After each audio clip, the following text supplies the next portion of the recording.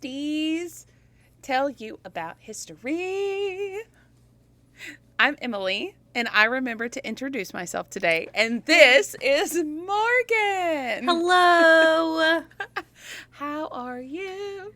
I am doing wonderful because yesterday my AC was finally fixed and it's now a livable temperature in my house. Woo woo. I'm actually wearing a hoodie. Mad. Is Jack mad? He's pissed. He's like, it's so cold in here all the time. Actually, Sunday morning, it was Monday morning, yesterday actually, because we're recording on a Tuesday, because we've been keeping the windows in our house open because it's been ungodly.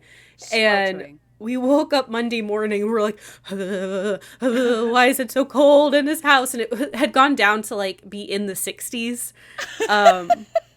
And I wasn't prepared. I wore a sweater yesterday. It's May. I wore like a full like thick sweater dress, and to the point where like people were commenting on it, like, Morgan, you're in a sweater. I'm like, it's freezing outside. Yeah, it is freezing. I'm so cold. And they're like, but it's May. And I'm like, yeah, and I'm cold. What do you want from me? It's not my fault it's blackberry winter. Like, I don't. So I was joking with Kyle. I said, of course, the coldest day of the month, and our AC is getting fixed today. But today. Yeah. Because that's life. Yeah. But it's fixed. It's running. Yeah. And we're able to like use the thermostat again. And earlier, well, it's hovering around 72 in my house now, which is much better than the 85 it was last week. Nick hates to see me coming with a thermostat because I like it at a crisp, like 69 to 70. Yeah. But then I like to bundle, and he's like, that's the most ridiculous thing I've ever seen. I'm like, but I'm cozy. I'm the exact same way. Like, I was telling Kyle, I said, I want it to be cold so I can bundle up because I like being cozy. I hate being hot, but I like being warm. Yes. There's a difference. There is a difference. But then all winter long, I'm like, my bones hurt. I wish it was hot again.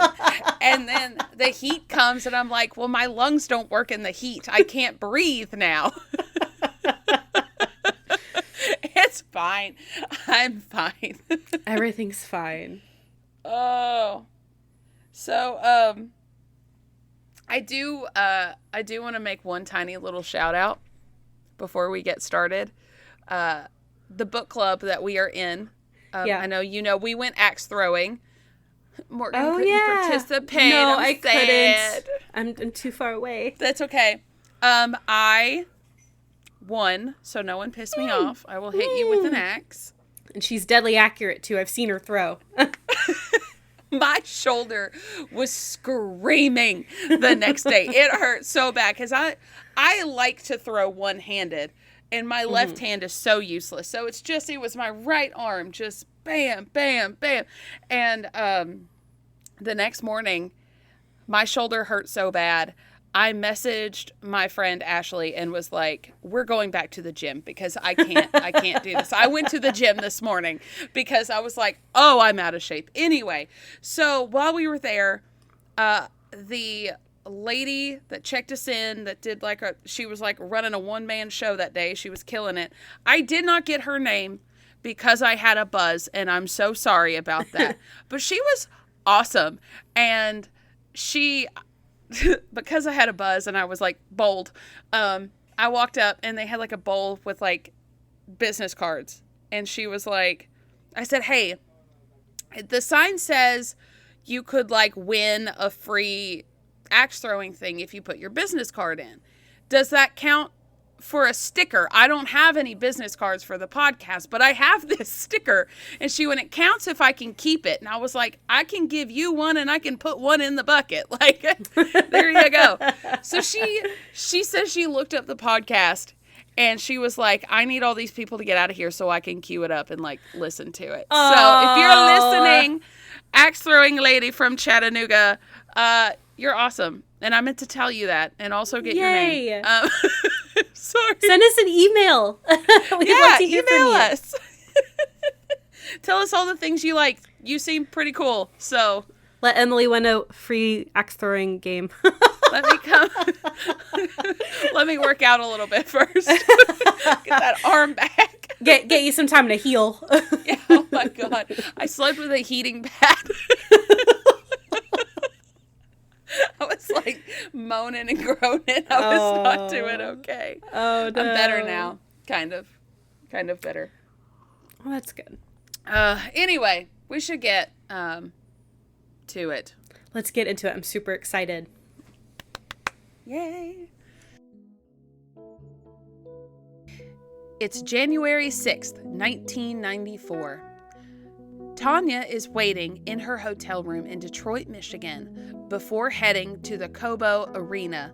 It is just a few days before the U.S. figure skating competitions, and all the skaters are taking turns in the arena practicing. The phone rings.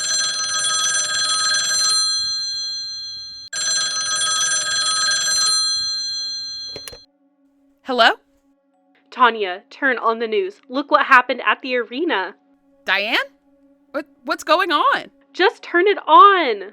Okay. Tanya turns the TV on and flips through channels until she finds the local news. Did you find it? Yeah, it's on a commercial though.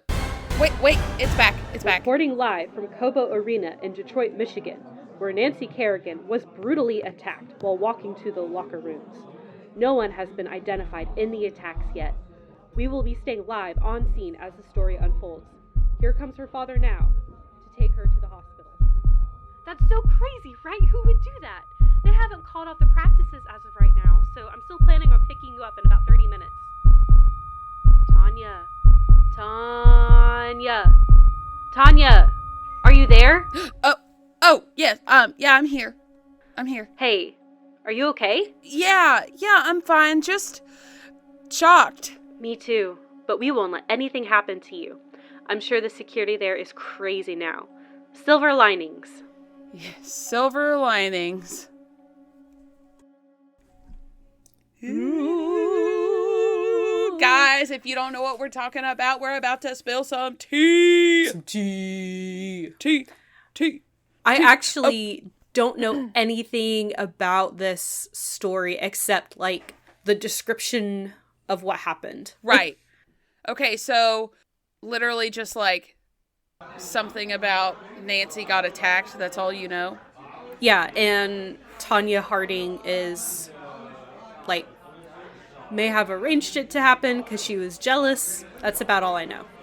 Well, that's a solid, very oversimplified overview, but a very good overview. Like, there's obviously more twists and turns. Let's just get into it because... Please. Oh! I need the tea. I need it. Oh! I need it for my bones. Guys, I asked Nancy the other day. I was like, hey, my next topic is, Nancy and Tanya. Do you remember that? And she went, like it's yesterday. So, I mean, this is... And even, I asked my mom, too. And she was like, oh, my God, that was the biggest thing in the news that year. So, this was one of those episodes I had to piecemeal together. I did find one documentary that was pretty well done. It was done in 2014. And then I think there was one done in like 2018, but I could not find where to watch it. So the most recent one I was able to watch was 2014. It was still pretty well done. The 2014 one is really interesting because Tanya Harding was in it. Like, she was being interviewed. So a lot of, when I say she says this, just know that that was what she's actually said in interviews on a documentary fairly recently. There have been other, obviously, dramatizations of, whatever. I went with a documentary, and then I'll talk about another one at the end. Okay. So, yeah. So, okay, let's talk about Tanya Harding, and we'll talk about Nancy and kind of go from there. So, Tanya was born November the 12th of 1970 in Portland, Oregon. She's only like a year older than my mom, which is just kind of blowing my mind a little bit. So her dad bounced around job to job. Her mom was a waitress. Her dad's name was Al Harding, and her mom's name was LaVonna Harding. Okay. And she began skating at the age of 3. And she would go to the Lloyd Center, which is pretty much it's just a mall. And they had an ice skating rink. And she joined the local group at the mall and was just, an unnatural talent. She was skating as good as like the 11, 12-year-olds when she was 6. Oh, wow. So she just had that natural ability. She also loved hunting and fishing and was a daddy's girl and a tomboy and kind of rough around the edges. I'm not laughing because of that. I'm laughing because the person in my episode is a very similar type.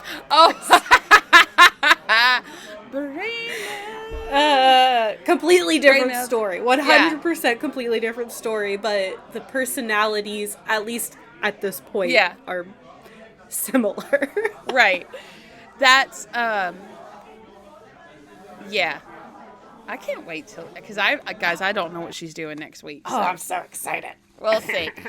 So she was a tomboy. So her dad passed away, I think about 10, 15 years ago. And this is a quote she had about her dad.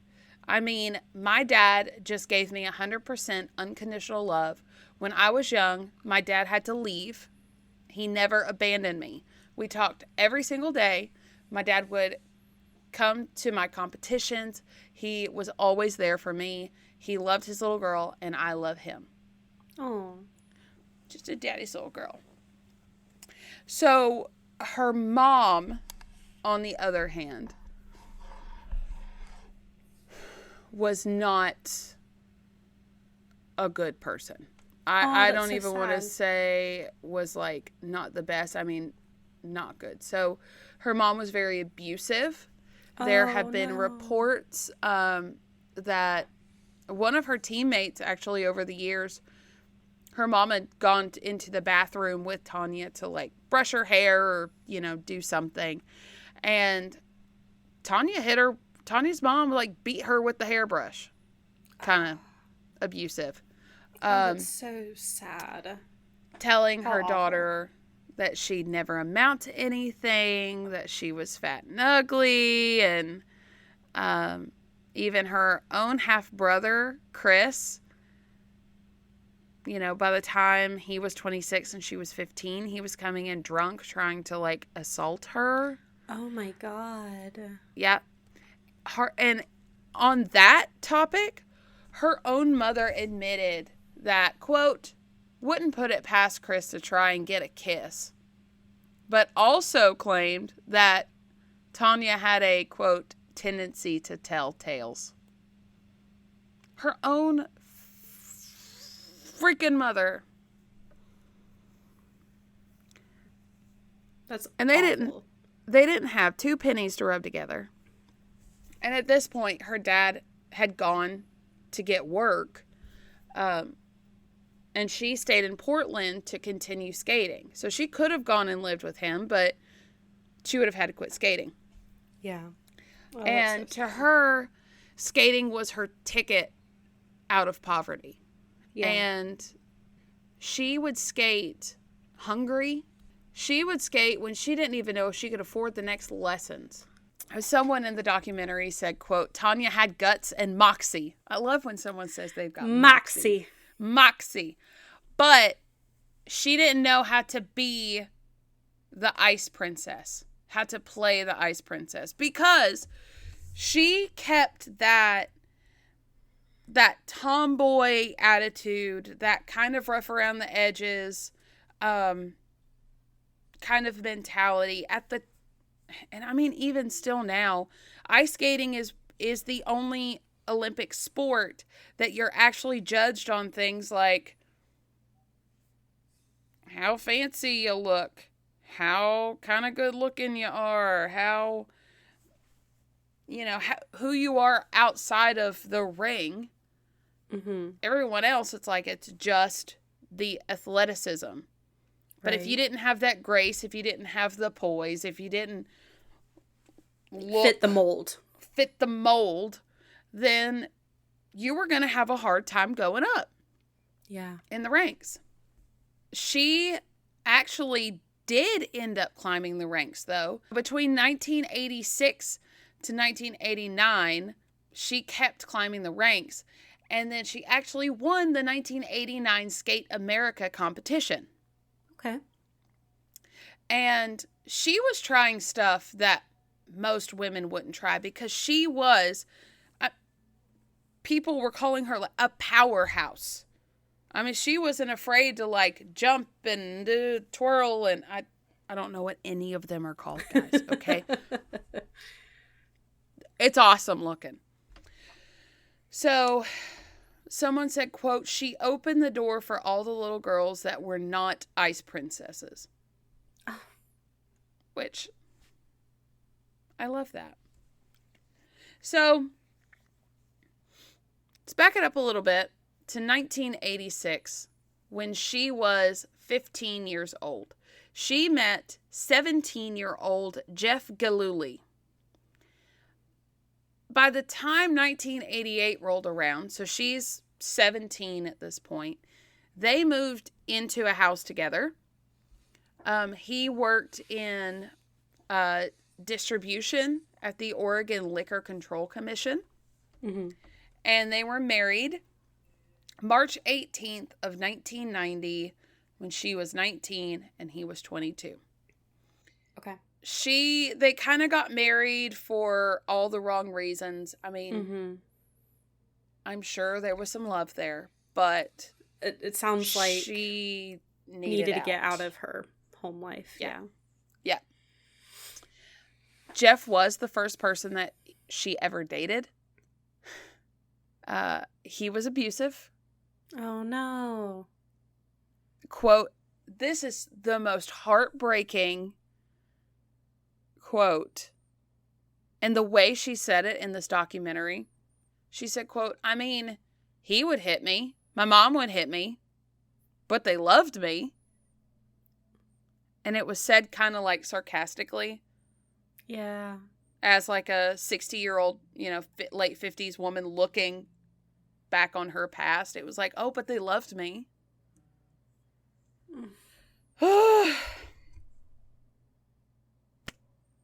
Yep. From what it looked like, he kind of, it's almost like he saw her as a meal ticket to, like, if her career was doing good, everything was fine. But if she wasn't doing good, it was not fine. Like, at all. Yeah. In June of 1991, she filed for divorce. So, just a year later. Yeah. She then filed a restraining order. She met another man, got engaged to that other man while still married, but then, unfortunately, broke it off, went back to Jeff. Oh, I hate it when that happens. I know. They weren't even divorced yet. So, she said, quote, I know it seems like I was happy, but something was missing, and now I know what it was. Jeff and I love each other more than ever. We're going to get a counselor and work on it. I know he's changed. I see it in his eyes, and I believe him. Honey, no. So, they did go on to actually divorcing on August 28th of 1993. It was just rough. Very abusive. I can imagine. But they continued to see each other, and they actually ended up living together again until January 18th of 1994. And if you were paying attention to the dates in the skit, that's after the attack. Wow. Yep. So let's back it up just a little bit and talk about her career. I know we talked about her going up in the ranks as of 1989. So let's talk about 1991. This was a big year for Tanya. So she finished second in the World Championships. This year, she was the first ever American woman to complete the triple axel in a short program. Oh, wow. The only other woman to complete it, I think, was in Japan. And that's it. So she was the first American woman to do it. And she was like 18, right? Let's see. Or no, 20. 21. 21. Okay. 21. She was the first ever woman to successfully execute 2 triple axels in a single competition.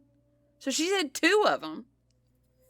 And she was the first ever to complete a triple axel in combination. So she did it with a double toe loop, whatever that is. Okay. Yeah. I don't know ice skating either. No. But she did always feel like the judges were very biased. Even if her technical skills were really good, like I said, the Ice Princess thing, she would still get penalized for the judges because of her homemade costumes, which music she picked to use for her routines, because she liked metal music, which is cool. I would love to watch ice skating to metal music. That sounds awesome. My God. You could probably look it up. And then kind of just like, again, her rough around the edges behavior at this time kind of set her apart in not necessarily a good way. Yeah. When, we've got other skaters that are fitting the mold. To show you how blatant it is, she said one of the judges came up to Tanya and she was wearing like a bright pink, I guess, would it be called a leotard? I guess, yeah. Costume. One of the judges came up and said, if you ever wear anything like that again to a national championship, you will never win another one. Wow. She had made the damn thing herself. And she said, well, you know what? If you can come up with $5,000 for a costume for me, I won't have to make it. But until then, stay out of my face. Wow. Yeah, I don't blame her for that. Like, this is a woman she has learned that she cannot depend on anyone else. She has to depend on herself. Yeah. And she wants to accomplish her dream, so she's gonna do it. Yeah, why? This is baffling to me. Why are we still judging people like this? Please tell me it's changed since then. Because I hope so. That doesn't have any merit on how you skate. I want to know how you skate. Right. Now, please, make it look flawless. Sure. I don't care what you're wearing. Yeah. I don't care what music you pick. I don't care what you're doing. I mean, don't be a murderer and, be a good person. Yeah. At least decent. But, be who you are. Show me how you skate. Right. That should have no. Because that leads to bias so bad. Yeah. I know. I don't know a lot about ice skating, but I know it's still a pretty exclusive sport. And there's a lot of barriers to the sport. Yes. Like you're saying, you have to fit a certain mold. So, people who are not extremely slim or people of color have had or I'm sure other types of people too, have had a really hard time getting into that sport because there's these ideals that are so cemented. Fuck those ideals. I concur. So we're at a lot of success in 1991. In 1992 to 1993, it's not looking too good. Remember, if you're remembering her personal life, there is a lot of strife going on there between her and her, at the time, husband. So she had a lot of distractions, and it started messing her up on the ice as well. So because she wasn't focused, she actually wasn't really ready for the 92 Olympics. And she showed up and wasn't anywhere near ready to go. And apparently she had like a wonky blade and like couldn't get it fixed. And she placed third in the 1992 U.S. Figure Skating Championships despite twisting her ankle during practice. So that's impressive, getting third. Yeah, for real. She finished fourth in the Winter Olympics itself, which is pretty good for not being ready. She placed better than sixth. I could do. Yeah, seriously.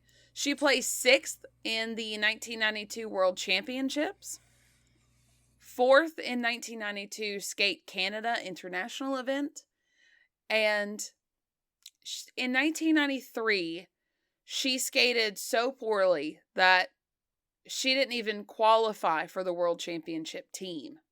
In 1993, definitely not a good season for her. Yeah. In 1994, though, she was back. Okay. We're going to put a pause. Okay. So we're leaving Tanya in 1994. Let's switch gears to Nancy. Okay. Nancy Kerrigan was born October the 13th of 1969 in Stoneham, Massachusetts. I don't have as much on her personal life, but I don't think I need to. So she took up figure skating at the age of 6. She didn't start private lessons until she was 8. And then she won her first competition at 9. Wow. She placed 4th at the junior level at the 1987 U.S. Figure Skating Championships. And her father would sometimes work 3 jobs to make sure that they had enough money to fund her skating career. Like, he drove the Zamboni at the skating rink in exchange for Nancy's lessons. How sweet is that? That's so sweet. That's a dad right there. That's a solid dad. So she had a solid foundation, 2 big brothers that played hockey, good, loving parents. Very middle class. Again, fits the mold. Yeah. So, in 1988, she got 12th in the Winter Universiade. Okay. The next year, she got 5th. The next year, she got bronze. And then the next year, she got 4th.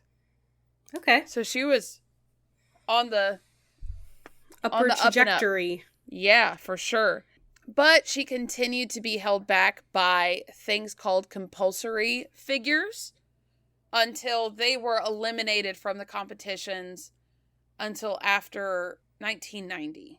And compulsory figures are when you, I guess, purposefully leave like a pattern in the ice to show like technical skill. But they did away with them. So now she's home free. Okay. In 1991, she got 3rd at the U.S. figure skating competitions. And then the same year, she won the bronze medal at the World Figure Skating Championships.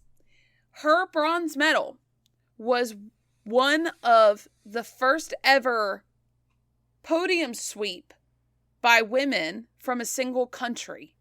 Hell yeah. Hell yeah. So her teammates, Christy Yamaguchi and Tanya Harding, won the gold and the silver. So then Nancy was 3rd. She won the bronze medal in the 1992 Winter Olympics, and then earned the silver medal in the 92 World Championships. So when Yamaguchi, who was the United States, like, ice princess, that was our, like, that was our woman. Yeah. Until 1993, when she retired. So she went out at the top. Good for her. Yeah. Good for her. They needed to replace Yamaguchi with the next, ice princess. Right. They kept calling her that. So, whatever. Yeah. They picked Nancy Kerrigan, starting in 1993, to be kind of like the poster child of figure skating. But even before the 92 Olympics, but for sure afterwards, she was getting corporate sponsorship contracts with like Campbell's Soup, Evian Water, Reebok. Wow. Yeah. Reebok's a name I haven't heard in a minute. Yeah, I know, right? In preparation for the 1994 Olympics, because we got to remember, the Olympic Committee decided that between 1992, the next Winter Olympics was going to be 1996. Well, they decided to bump it forward to 1994. Check out the Olympic bonus episode if you want more detail. But this is when they started staggering the summer and the winter. So the figure skaters ended up having an Olympics in 92, and then they ended up with an Olympics in 94, and then it would go to every 90 4 years. Every 4 years. Yes. So this was their opportunity. It was perfect because you can only be so old as a figure skater before your bones are like, we're done. Your knees, like you do a jump and twist and your knees just collapse into dust. Crumbles. Crumbles. So they're like in their early 20s. They've still got another shot at an Olympics game where it's reasonable. I mean, Yamaguchi was, I think, less than 30 when she retired. Yeah. I can imagine the strain ice skating has on your body. I mean, it is a full body, like, athletic, like, marvel, essentially. You have to be insanely fit, and I'm sure it's very hard on the body, too. Yes. So they were like, we've got one more shot. We're going to the Olympics again before we crumble. So on to the rivalry and the attack. So we can tell they are fierce rivals in a we're on the same team, but we're still trying to beat each other kind of a way. Yeah. From what I can tell, from just kind of picking up context clues from body language of Tanya, it seemed like she was, I feel like jealous is a hard word, but Nancy's getting all these contracts while she's getting nothing, and she has a comparable career. Maybe like envious? Like Yeah, where she feels like she's been done kind of dirty. Yeah. And I can understand it. Absolutely, I can too. So, on the not evenings, it was like 2-something in the afternoon. Oh. Broad daylight, which is more concerning. That's crazy. Yeah. So, Nancy Kerrigan had gone to Detroit for the championships. Now, these championships are very important because if you don't qualify like in the championships, you're not getting picked to go to the Olympics. So, on January 6th of 1994, in broad daylight, Nancy was practicing at the arena in Detroit. And her time was up. She skated off the ice, was talking to reporters, she was very good with an interview, by the way. Held it together beautifully. Just, saying hi, whatever. She walks down the hall where there are people everywhere. as soon as, like, the camera turns away from her so she could walk to the locker rooms, just a dude pops up with one of those extendable police battalions. The batons. And, yeah, the batons, beats the shit out of her right knee. Oh my God. Yeah. And I will spare you because, of course, there's reporters around. They got the immediate aftermath on tape. Like, they recorded it. He had purposefully targeted her landing leg. And she literally was just screaming, like, why? Why me? Why? Yeah. I mean, that's completely senseless. Like, this random man you don't know in a clearly targeted, purposeful attack to not only hurt you, but hurt your competing ability. That's, I mean... Yeah. The competition was, like, in 2 days. I can't imagine how scared and confused Nancy was and how much pain she was in after all. I can't imagine. God. The scream will haunt me because that is pure pain and agony. And she even said a few times, like, I'm scared. Like, that's her career. That could have been career ending. Yeah. Thankfully, the attacker was in a hurry and kind of panicked, and he missed technically the knee. Now, obviously, they don't know that at this point, but I want to quell fears right now. Hit more lower than the knee, so kind of like her shin and calf and stuff. Not the shin and calf. It was more lower thigh. Oh. So it was like above, it was above the knee, lower thigh. Okay.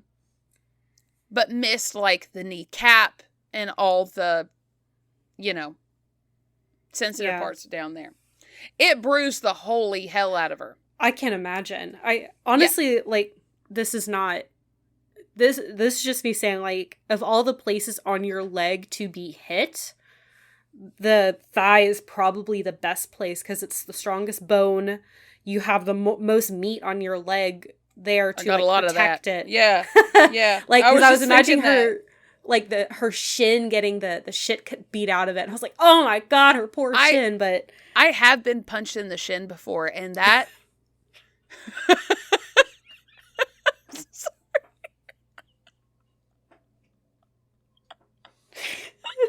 I love how you have a story. That's so specific. As someone who has been punched in the shin, I can attest that it hurts like fuck. I was a teenager, and I bet my brother's friend that he could that I wouldn't make a face if he punched me in the shin. Oh God, and I bet he punched the shit out of your leg. Yeah, he was like 6'2". No, I think it was like I wouldn't like cry or so. I didn't. I won whatever it was, but oh my God, it hurt. It hurt so bad. I felt it for like 2 days. Anyway, on from my dumbassery. I got smarter, guys. She did. She no longer bets people to punch her. Now she just gets it done for free by her children. Yes. Oh, the mental and the physical blows. Okay. Anyway, back to this horrific event. Yes. Horrible. Horrible. So, now remember, this is a crowded hallway in an arena. Like, we're not in a back alley. We're not in a parking lot. No, there's people around. There's witnesses. There's actual cameras. Yes, there's news crew already there. So, dude with weapon. Stick the baton. Just books it for a door. And, like, somebody, I forgot who it was, somebody did pursue, but the assailant literally busted through a locked glass door. Holy shit. And just got into a getaway car, and then off they went. So here they are. Tanya's screaming on the floor. They're Nancy? Gone. Yes. Nancy's screaming on the floor. The guy's gone. They don't know what the heck just happened.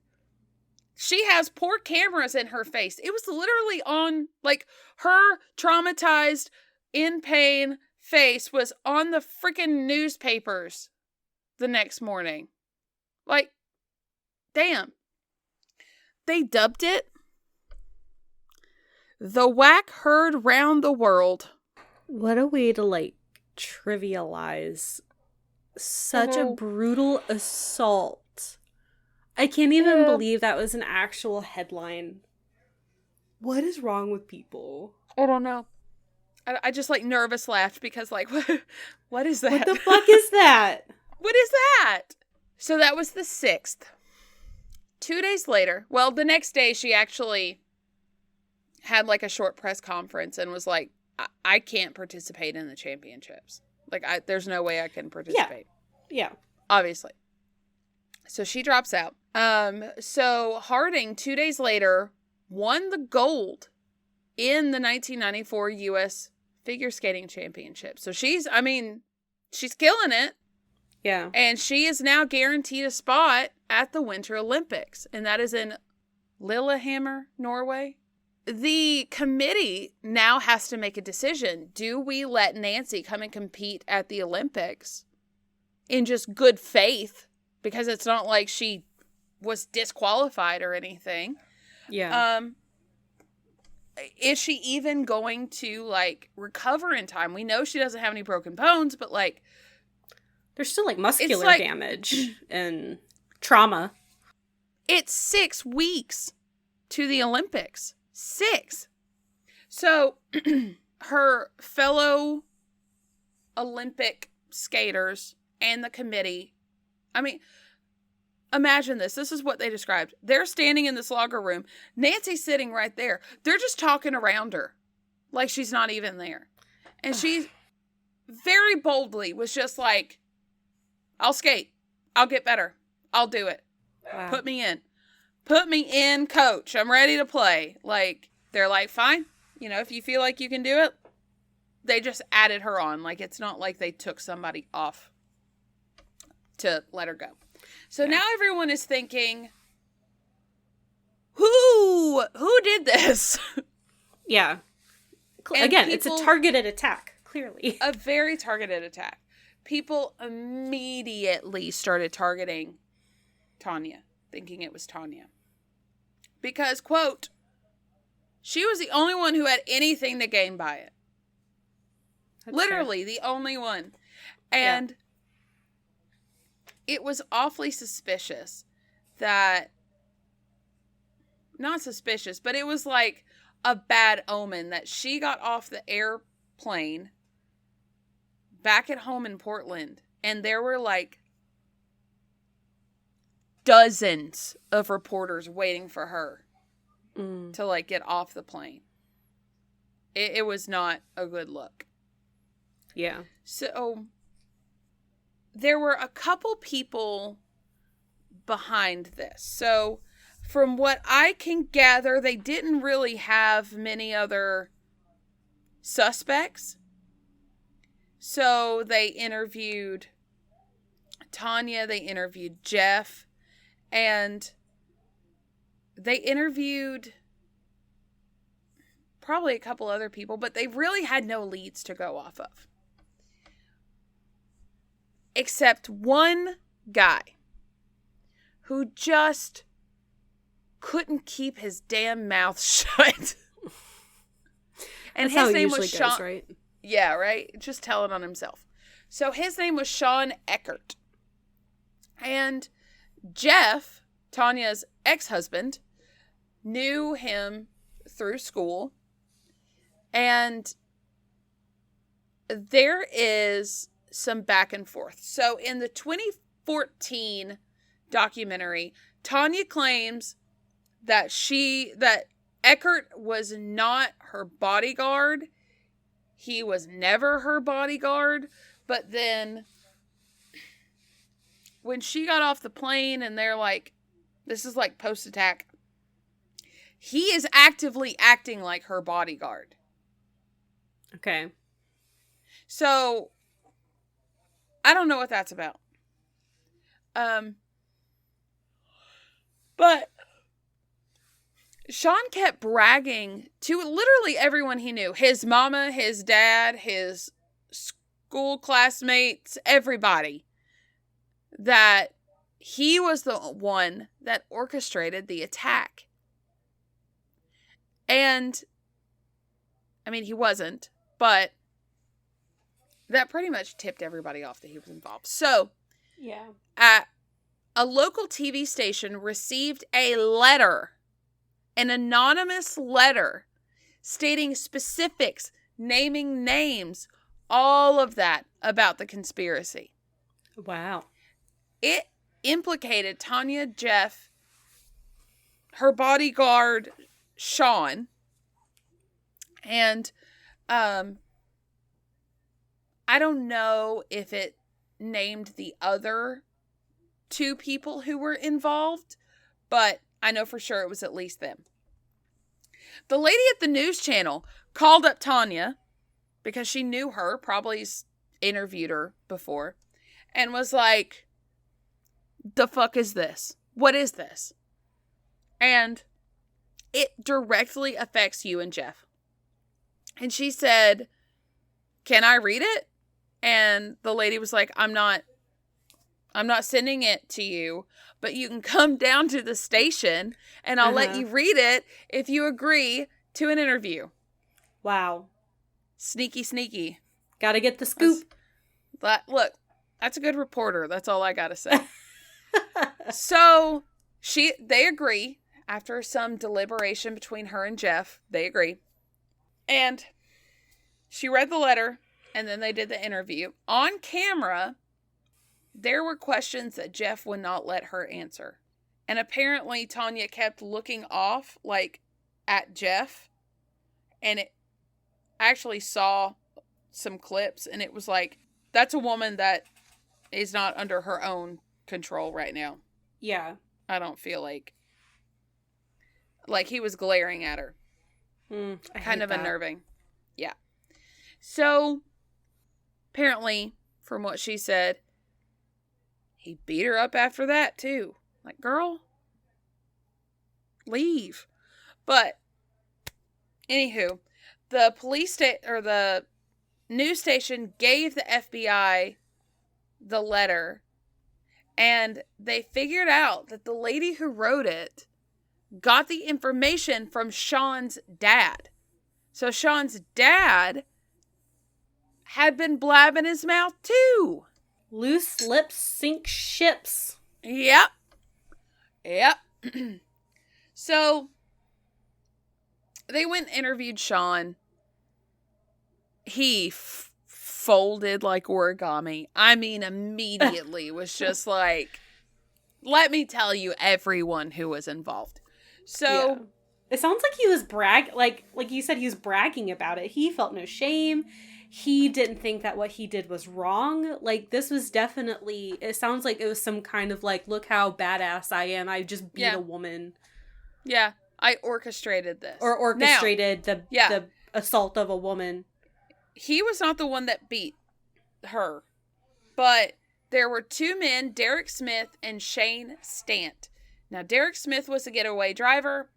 Shane Stant was the hitter, the attacker. I don't know how they know each other. One of the things I saw was like Sean knew them, and then Jeff was friends with Sean, so that's how I don't know. But anyway, they're in the picture. So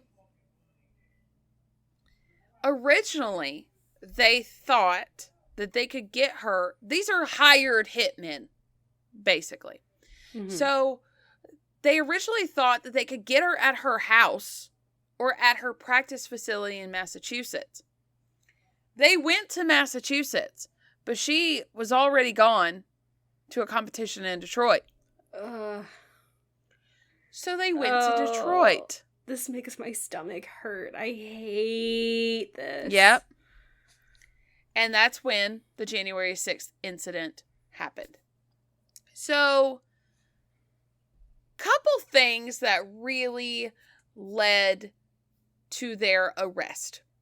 One, Stan stayed under his own name at a hotel in Detroit, and they left a trail everywhere. They didn't cover up phone records, bank statements. I mean, they flew across the country to these places on a visa. Their own names on everything. These were not professionals. not the brightest crayons in the box, huh? No. And at this point, Tanya and Jeff were not completely implicated because they both were like, I don't know. I don't know. This was not me. This was all them. Yeah. They didn't have any evidence towards Tanya and Jeff at this point. This next section is dropping like flies.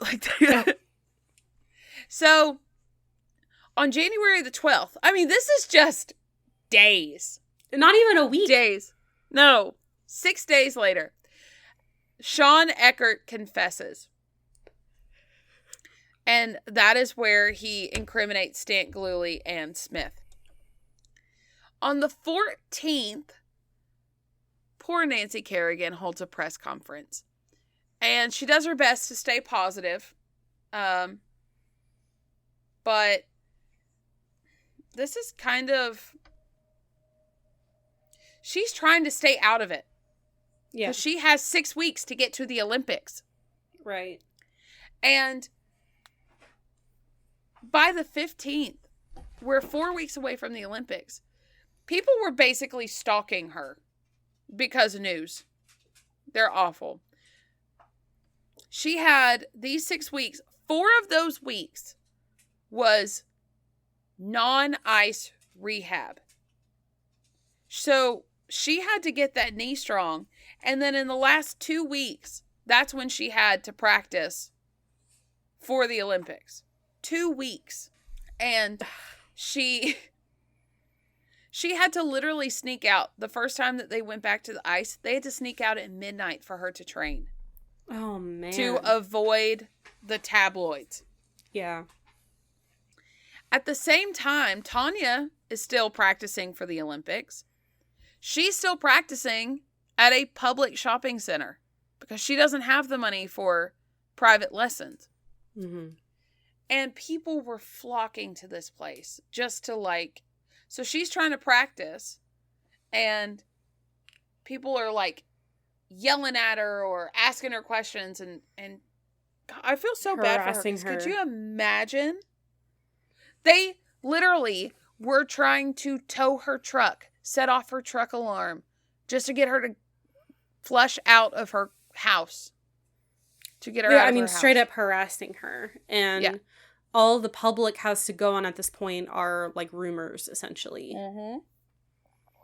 And I mean, she was being as polite as she could be, but she's like, I'm not answering your questions. I'm trying to freaking train for the Olympics. They were even interviewing her mother on the sidelines. She has nothing to do with this. Go on. People were bugging her house and her coach's house. Oh my God. And this took the world by freaking storm. I mean, it was black or white. You were either Team Nancy or Team Tanya. And it just sounds like the most stressful thing. So on January 27th, still not that long after the thing, Gillooly confesses he surrendered to the FBI 4 days after a warrant was issued for his arrest.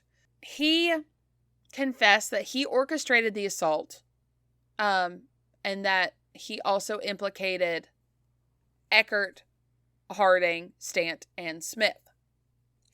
But at this point, it's like now, he said, she said, because she's saying she didn't have anything to do. She didn't know about it before it happened. And he says, yeah, you did. The problem is that she had told him everything that she had overheard when they got back. She was still denying involvement. Then she separated from Jeff, like literally moved to somewhere else, and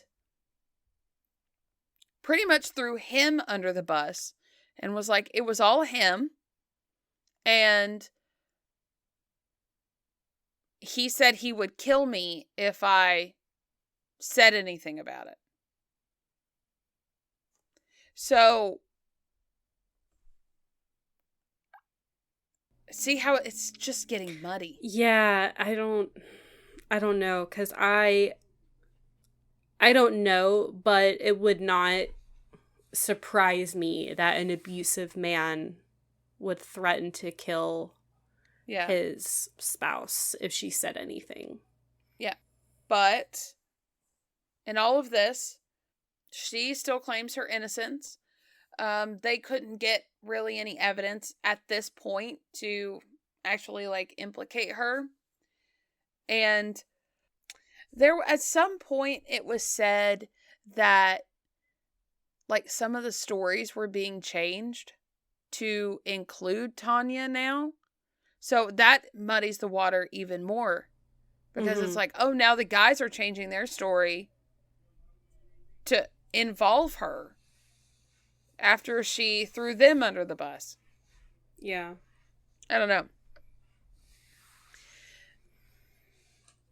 So, on February the 1st, in exchange for a lighter sentence, Gillooly actually testified against Tanya and pleaded guilty to the crime of racketeering. And then a couple days later, Gillooly and Harding's trash was recovered, revealing notes of Kerrigan's practice schedule in Massachusetts. The FBI says it was her handwriting, but then like in the interview... Tanya's handwriting? Yeah. In the interview, Tanya said she was told it wasn't her handwriting. So again, I don't know. The committee decided to go ahead and let her participate in the Olympics because Tanya said that she'd sue for $10 million if she was not allowed to participate, because she says she didn't do anything wrong and she earned her right to be there. So they let her skate. Okay. 2 weeks before the Olympics, Tanya held a press conference stating that she had no prior knowledge, but she said she was guilty of not reporting what she heard in the aftermath. So, hindering investigation, basically. All right. I hope that made sense. I read and watched so many things. I was like piecing it together. Okay. So at the Olympics, when they all got there, Tanya was not very well received. Yeah. Because, I mean, literally one guy, I watched this interview, he was like, in a gist, so I hear that you don't really have any friends on the team. What's it like being friendless at the Olympics? Okay. That was unnecessary. Yeah. To be honest. Like, whether you believe she's guilty of it or not, like, that's just mean. Yeah. And she actually took the interviews in stride. If she would only answer questions about the Olympics or about her career. And she wouldn't answer any questions about, like, politics or anything like that. So she would just shut down. She's like, okay, we're done. Done with the interview. Moving on. And practicing together, each country was required to practice together. And Nancy's, either her agent, her coach, or her dad were like, can Nancy not practice with Tanya? And the Olympic Committee was like, that's not our problem. Your team can figure it out. So they had to practice together. And before the practice, literally everyone, like, stormed the rink. Not actually ran down there, but, like, it was jam-packed with reporters because they were like, oh my God, are they going to fight? Yeah. No, they're ladies. And they're teammates, like they're professionals. Right. So apparently Tanya actually did go up to Nancy before practice and apologized for being around the people that had done that to her. And apparently Nancy just, like, blew her off. Yeah. But I don't blame her. I don't either. Freaking focus. And Nancy at this point had been seeing a sports therapist for, like, her mental, whatever. So that was probably just like, I don't need this right now, so whatever. Tanya had feelings about it, but it's like, you're not the one that got hit in the freaking knee. Right. So Tanya ended up having to have, like, 24/7 legitimate security. Wow. Because of the way people treated her. As of 2014, I didn't look up the stats after that. The 1994 women's figure skating competition was the most watched Olympic program in Olympic sport history. People wanted the drama. The scandal of it all. Yeah. So, the actual Olympics.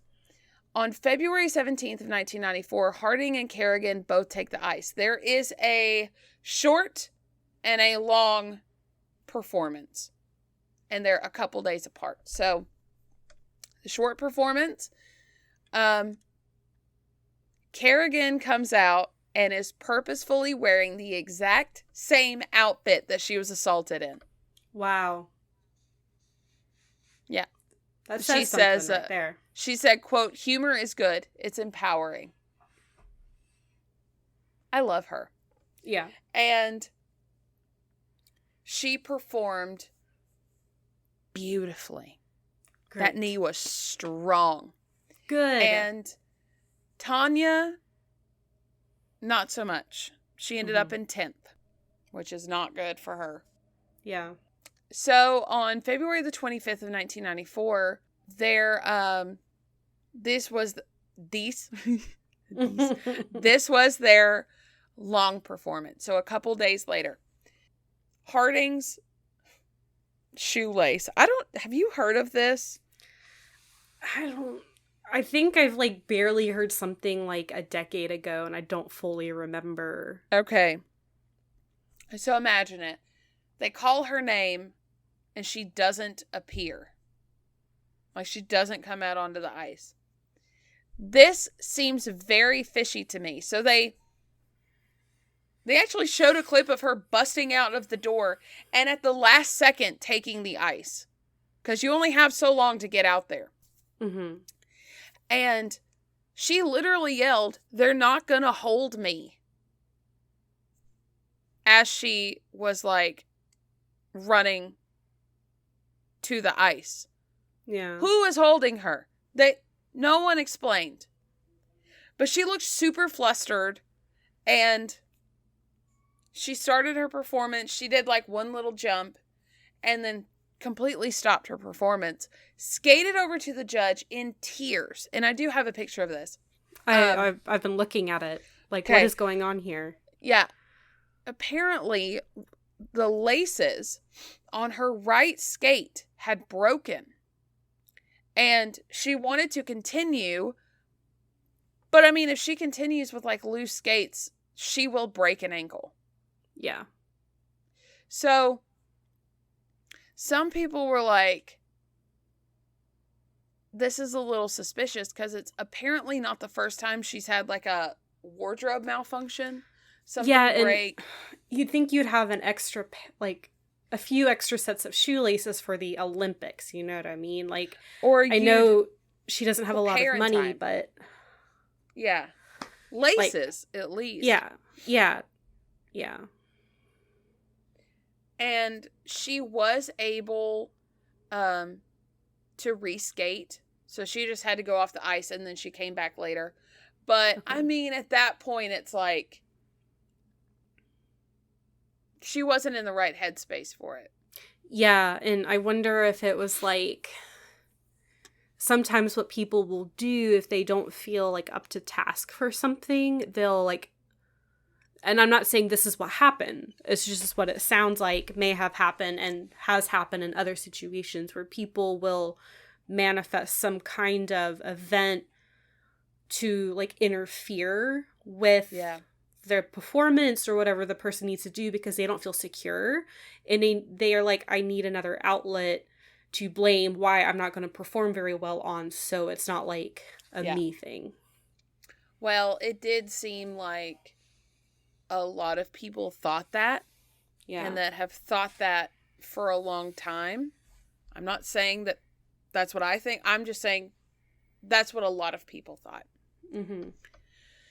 The same night, Kerrigan goes out and when I say she came out and did the most beautiful performance I've ever seen. I watched it with my daughter because she was like, who is that in the pretty dress? And I was like, it's Nancy Kerrigan. Do you want to see her? So I looked up this performance because I was like, might as well. I was almost in tears knowing what she had gone through and watching her out there like nothing had happened. And she's like, I will have it linked, guys. So you should watch it. It's just on YouTube. It was beautiful. Amazing. It was a gold medal performance. Wow. Unfortunately, she was upset by a 16-year-old Ukrainian girl, Oksana Baul. So she got silver, and a lot of people thought that it was very political. Because apparently, Kerrigan had a lot more technical things. And Oksana apparently had, I didn't watch it, it was an easier routine. Yeah. So, I don't know. A lot of people think that the negative, like just the press and the drama of it all. Yeah. Which is not fair to Nancy if she put in that hard work to recover and performed her piece well. Yeah. And it was a harder set than the other girl. Yeah. And she still did not win. Like, I would be upset. Yeah. Yeah. Apparently, Oksana was like crying and was taking a long time. And Nancy didn't know the camera was on her. And Oksana was like fixing her makeup. And she went, oh, come on. She's going to literally, quote, oh, come on. So she's going to get out here and cry again. What's the difference? And some were like, she had no patience for it. No. Some people were like, oh, wow, she's ungrateful. She got silver. It's like, y'all. Wow. She's allowed to be annoyed. Yeah. So at this point, obviously Tanya's like, okay, well, my Olympic dream is over.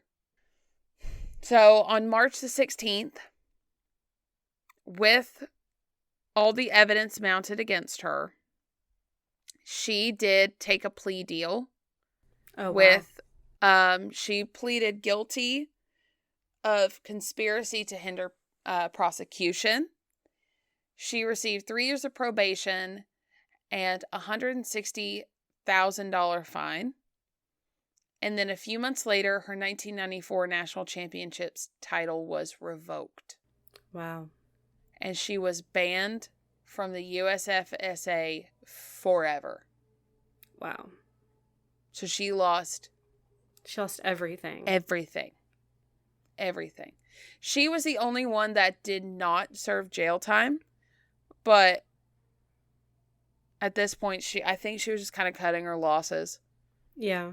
Whether she was in on it or not, I don't think we'll ever know for sure. She swears to this day that she was not in on it. But she also pled guilty. But she pled guilty of knowing information after the fact and not reporting it. Oh, okay. Gotcha. Yes. So, some think she got what she deserved. Some think it was a little too harsh. I guess it just depends on if she was actually guilty or not. Like, if she did help coordinate it, then yeah, she should not be figure skating anymore if she will physically harm her competition. But if she was not involved, and this was like a scheme from her husband to like better her career for his own benefit, then that's not fair at all. Right. So it really just comes down to if she's actually guilty or not, which... Yeah. Who knows? Like you said, we'll never know. Yeah. Yeah. Case closed, so... she literally had quit high school to focus on skating. So she did get her GED, but she didn't really have any other skills. So she picked up boxing. Okay. Yeah. That was, it's interesting.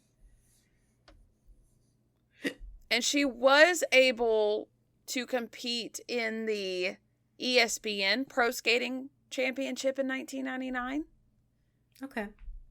So there was that. I think that was the last time she competed. But skating popularity actually shot up because of this. I'm sure. I mean, I was aware of ice skating as a kid, and that was one of the only sports I was conscious of besides like soccer, basketball, football.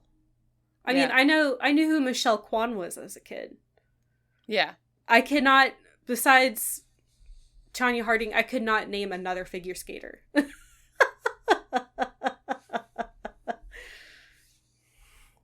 I could have probably said, was it Tamaguchi? Something like that. Tamaguchi?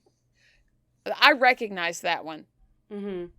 And Nancy and Tanya, only because of the scandal. Yeah. Because I've talked about it before. So, Tanya, she was like guest appearanced on several TV shows like Roseanne, Larry King Live, The Weakest Link. She did televised celebrity boxing matches in 2003. She had a short professional boxing career. All of this was just to keep herself afloat. Yeah. She was a commentator on World's Dumbest in 2008. Okay. And she just kind of did things. She married her second husband, Michael Smith, between 1995 and 1996, so they weren't married very long. And then in June of 2010, she married her third husband, Joseph Jens Price, and they had a little boy together. Aww. And she was 40.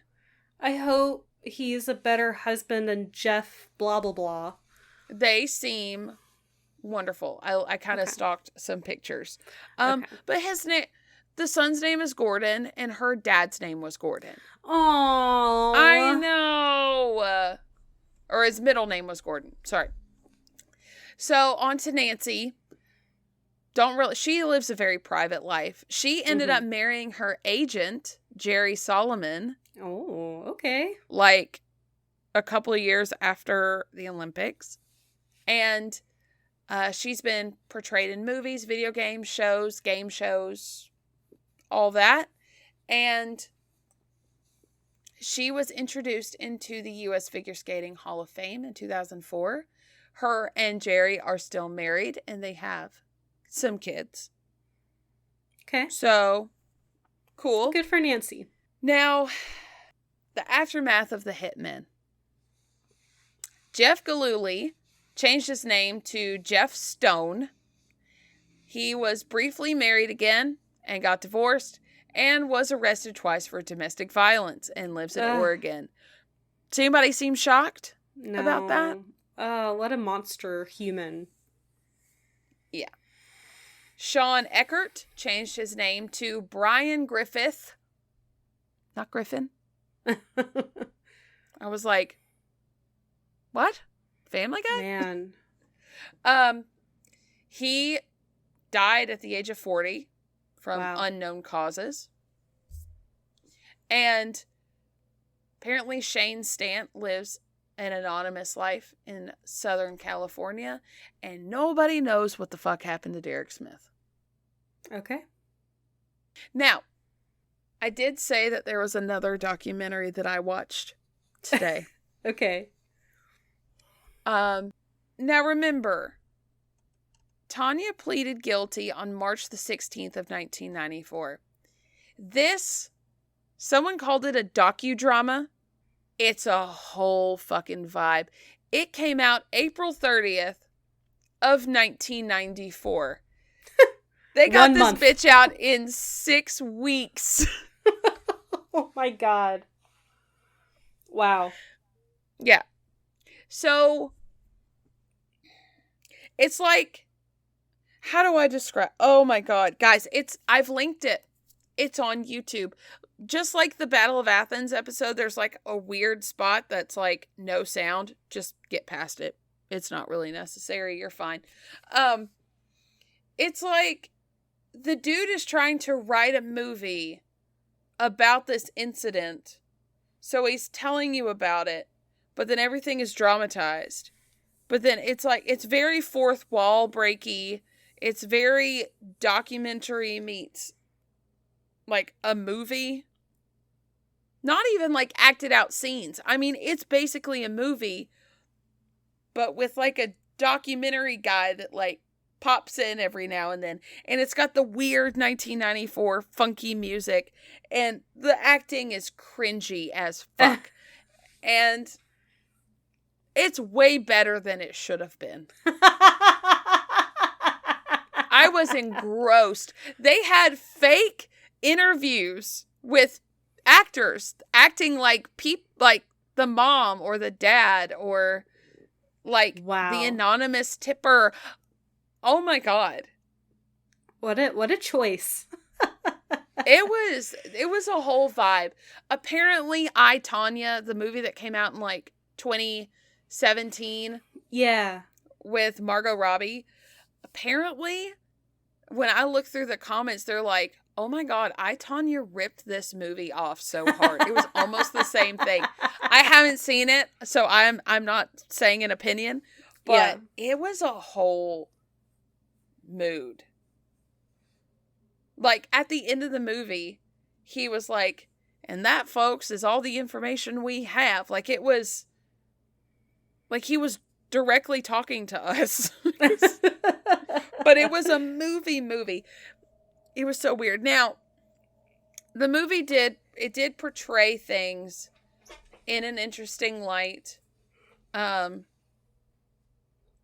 attack scene